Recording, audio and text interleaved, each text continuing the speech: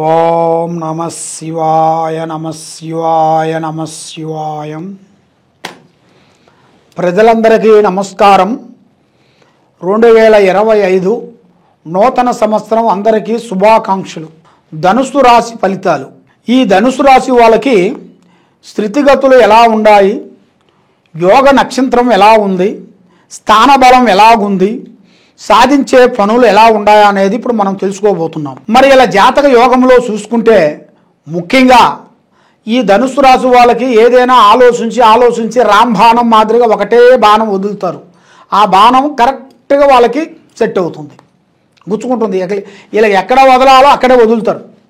కాబట్టి వీళ్ళకి స్త్రీ నుంచి కొన్ని సమస్యలు ఎదురవుతుంటాయి. అంటే కుటుంబంలో మానసికమైన ఇబ్బందులు, భార్యాభర్తల మధ్యలో కొన్ని కలహాలు, భార్యాభర్తల మధ్యలో కొంచెం చికాకులు, తర్వాత వాళ్ళకి కుదురు అనేది కరెక్ట్గా ఉండదు. కుదురు అనగా వాళ్ళ భార్యాభర్తల మధ్యలో ఆనిత్య జీవితం అనేది అనుకూలం అనేది కరెక్ట్గా ఉండదు.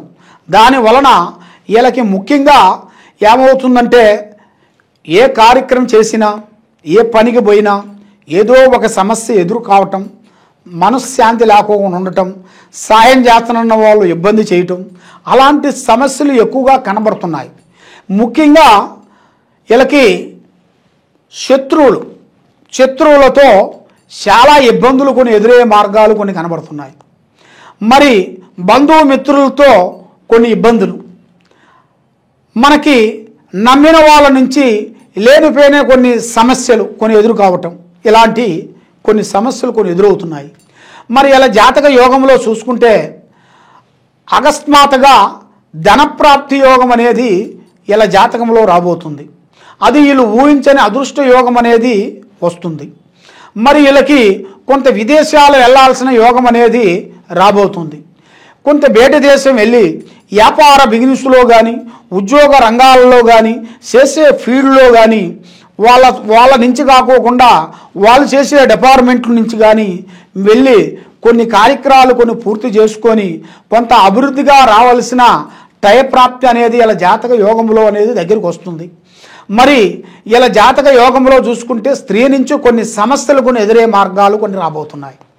ప్రేమించిన స్త్రీ గురించి కానీ, వీళ్ళు బంధుమిత్రుల్లో ఉన్న ఒక స్త్రీల నుంచి కానీ, లేదా ఏరే స్త్రీ వచ్చి ఈయన మీద లేనిపోయిన రీమార్క్ పెట్టడం కానీ, ఇవన్నీ లేనిపోయిన దాంట్లో ఇరికియటం కానీ, పోలీస్ స్టేషన్ దాకా పోవటం కానీ, కోర్టు దాకా పోవటం కానీ, ఇలాంటి కొన్ని సమస్యలు, లేనిపోయిన సమస్యలు ఎదురైనట్టుగా ఇలా జాతక యోగంలో కనబడుతున్నాయి.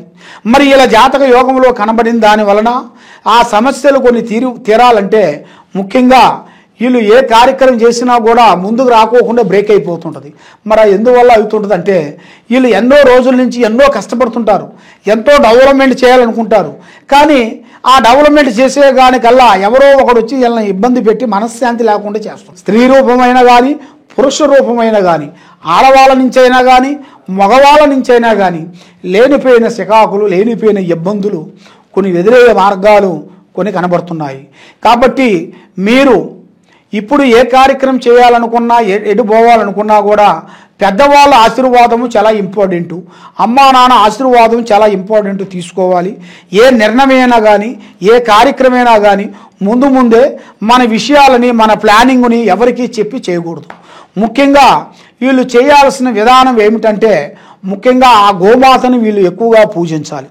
గోమాత దగ్గరికి వెళ్ళి ఒక 5 అరటి పండ్లు తీసుకొని వెళ్ళి ఆ అరటి పండ్లు ఆ గోమాతకి పెట్టి, ఆ గోమాతకి అక్కడ కొన్ని రొట్టెలు కానీ, కొన్ని అక్కడ ఉండాల్సిన ఐటమ్స్లు కొని దాన్ని తినిపించాలి. తినిపించిన తర్వాత ముఖ్యంగా వీళ్ళు గోమాతకి పూజించినట్టుగా అయితే ఇలా మీద ఉండాల్సిన ఎలాంటి మొత్తం ప్రపంచంలో ఉండాల్సిన ఎలాంటి గ్రహదోషాలు కానీ వీళ్ళ మీద నుంచి మొత్తం తొలగిపోతాయి. అప్పుడు ఏ కార్యక్రమం చేసినా, ఏ పని చేసినా కూడా అన్ని విధానాలుగా వీళ్ళకి కలిసి వస్తుంది. ఏ కార్యక్రమం అనుకున్నా ముందుకు వస్తారు, ఏ పనికి చేయాలనుకున్నా కూడా అభివృద్ధిగా వచ్చే యోగం అనేది వీళ్ళ జాతకంలో కనబడుతుంది. కాబట్టి ఇప్పుడు వీళ్ళ మనస్తత్వం ఎలా ఉందంటే ఎంతలా పనైనా కూడా అవలేలగా చేసేవాళ్ళు కూడా ఎదుటి వాడిని చూడంగానే వీళ్ళకి ఒక ఫీలింగ్, భయం అనేది ఒకటి వచ్చేస్తుంది. అంటే ఆరోగ్య సమస్య ఒకటి కనబడుతుంది, ఆరోగ్య సమస్య ఒకటి ఎదురవుతుంది. దాంతోపాటు ఒక భయం, అంటే మనల్ని ఇబ్బంది పెడతారో, మన స్నేహితులు కానీ మన శత్రువులు ఇబ్బంది పెడతారో, లేనిపోయిన దాంట్లో ఇరికిస్తారో అని మనిషి భయపడుకుంటూ కొన్ని కార్యక్రమాలు చేస్తుంటాడు.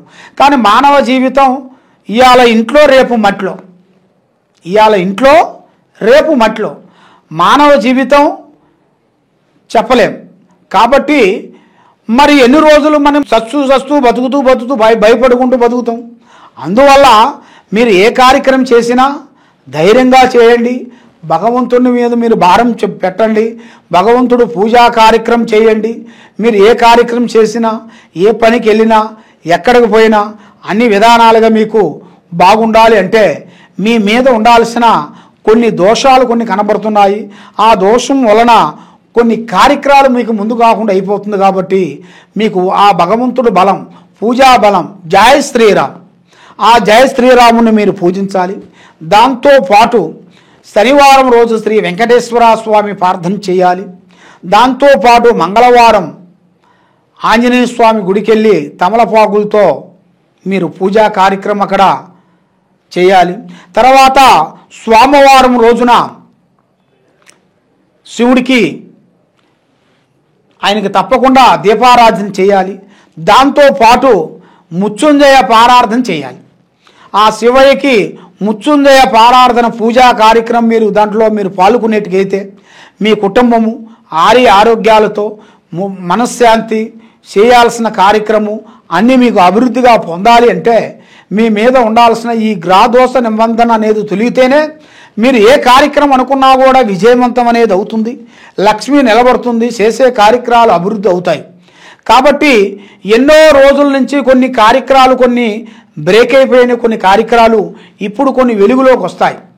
అవి వ్యాపార విధానాల్లో కానీ, వ్యవసాయ విధానాల్లో కానీ, కుటుంబ విధానాల్లో కానీ, మీరు చేసే రియల్ ఎస్టేట్లో కానీ, సినీ ఫీల్డ్లో కానీ కొన్ని మార్పులు రాబోతున్నాయి. ఇప్పుడు మీకు ఈ సంక్రాంతి నుంచి మీకు అన్ని శుభాలు రాబోతున్నాయి. అంటే మంచి డెవలప్మెంట్ కావాల్సినవి, అభివృద్ధి కావాల్సినవి, మంచి శుభాలు మీరు పొందుతారు. కొత్త వాళ్ళతో మీకు పరిచయాలు అవుతాయి. కొత్త వాళ్ళ నుంచి కొన్ని కార్యక్రమాలు అభివృద్ధిగా అయ్యే మార్గాలు మీ జాతక యోగంలో కొన్ని కనబడుతున్నాయి.